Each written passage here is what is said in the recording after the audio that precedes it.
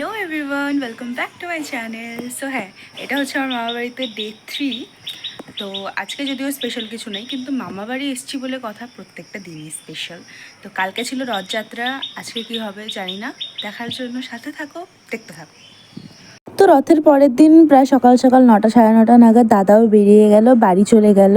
আর এরপরে আমরা একটু বসে গেছিলাম মামিদের 25th অ্যানিভার্সারির অ্যালবাম দেখতে। হ্যাঁ, একদম যে সবার মতো আমিও শুনতে পেয়েছি যে এখানে আমারও ছবি আছে। ব্যাস আমিও লেগে পড়লাম আমি নিজের ছবি খুঁজতে। আর এই হচ্ছে বলতে পারো আমাদের ফ্যামিলি পিকচার মামা আর মামির সাথে, যেখানে আমার বাবা মিসিং আর নিচে দাদার ছবিও আছে। বাবা তখন আসতে পারেনি, তাই বাবার ছবি এখানে নেই। আচ্ছা, আমি জানি না, কিন্তু আমার মনে হচ্ছে যে সেই সময় আমি আর একটু বেশি মোটা ছিলাম, বা আমার মুখটা একটু বেশি রসগোল্লার মতো ফোলা ফোলা লাগছিল। আচ্ছা, তোমাদেরও কি তাই মনে হচ্ছে, নাকি মনে হচ্ছে যে আমার এটা ভুল ধারণা? অবশ্যই আমাকে কমেন্টে একটু জানিও। তো এই ছবিতে মামি আর আমার পাশে যাকে দেখতে পাচ্ছ, এটা আমার সম্পর্কে বোন হয়।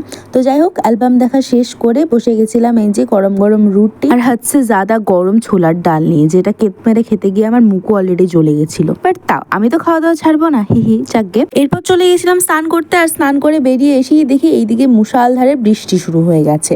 না মানে বৃষ্টিটা যখন হবেই, তো আরেকটু কিছুক্ষণ আগে হলে তো আমি বৃষ্টিতেই স্নানটা সেরে আসতে পারতাম। মানে কি আর বলি।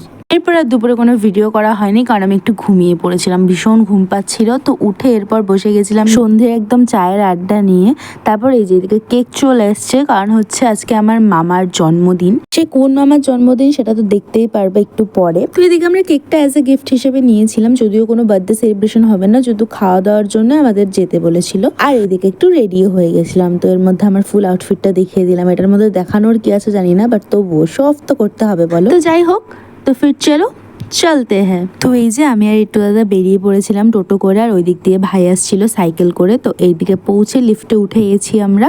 আর ভাইয়ের কথা তো তোমরা জানোই, শুধুমাত্র মুখ লোকানোর জায়গা খোঁজে। যাই হোক, তো এরপর আমরা আমাদের ফ্ল্যাটে পৌঁছে গেছিলাম, বসে বসে একটু টিভি দেখছিলাম, কারণ তখন অব্দি রিক এসে পৌঁছয়নি। আর এই হচ্ছে বার্থডের কেকটা। আর তোমাদেরকে বলেছিলাম আমার এই মাধ্যমিক ক্যান্ডিডেট ভাই এখন কিন্তু উচ্চ মাধ্যমিক ক্যান্ডিডেট হয়ে গেছে। ওর তো রেজাল্ট অনেকদিন বেরিয়ে গেছে, আর ভীষণ ভালো রেজাল্ট করেছে। তো এরপর আমরা অনেকক্ষণ সময় কাটানোর পর চলে এসেছিল মহারাজ। খুবই ব্যস্ত পার্সন, যার আগে আসার কথা সেই শেষে আসে। তো এরপরেই শুরু হয়ে গেছিল কেক কাটিং পর্ব। সো এইটা হচ্ছে মামা আমার, অবভিয়াসলি দেখে বুঝতে পারছো যার আজকে জন্মদিন। আমার কিন্তু অনেকগুলো মামা ছিল বলছি কারণ এখন সবাই নেই। তার মধ্যে এটা হচ্ছে আমার মার কাকাতো দাদা। তো যাই হোক, এরপর কেক কাটিং পর্ব সারার পর আমরা সবাই মিলে ছবি তুললাম, আর এরপর হচ্ছে বসে গেছিলাম খেতে। আর আজকের মেনুতে ছিল পোলাও, চিকেন, স্যালাড, আরও কিছু যেটা আমার এখন মনে নেই। যাই হোক, এরপর আমার দাদারা খুব সুন্দর রিভিউ দিচ্ছিল খাবারের, সেগুলো আমি শুনছিলাম।